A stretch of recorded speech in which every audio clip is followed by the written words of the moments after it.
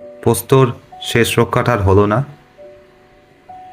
জীবনের প্রথমবার ওর জ্বর এলো, ধুম জ্বর, 104.4। আর জীবনের প্রথমবারও স্যালাইন নিল।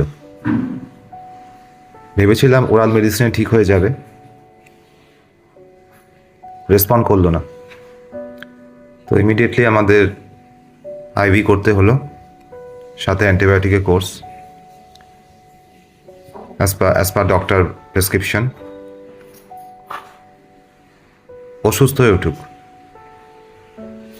বাচ্চারাকে এরমভাবে আমরা দেখতে কেউই কাম্য নই। যে বাচ্চাটা খেলে ছুটে দৌড়ে লোকের পেছনে কাঠি করে বেড়ায়, সে এরমভাবে পড়ে থাকবে, এটা কাম্য নয়। আমাদের প্রাণপণ চেষ্টা ওকে যত তাড়াতাড়ি সুস্থ করে আমরা দাঁড় করাবো। আপনারা পাশে থাকবেন। আমাদের বিশ্বজিৎদা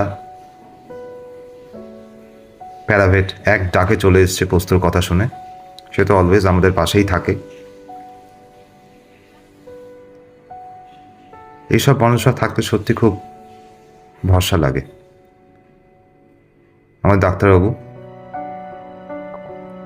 তাকেও একবার ফোন করেছি, সে আমাদের প্রেসক্রিপশন করে দিয়েছে।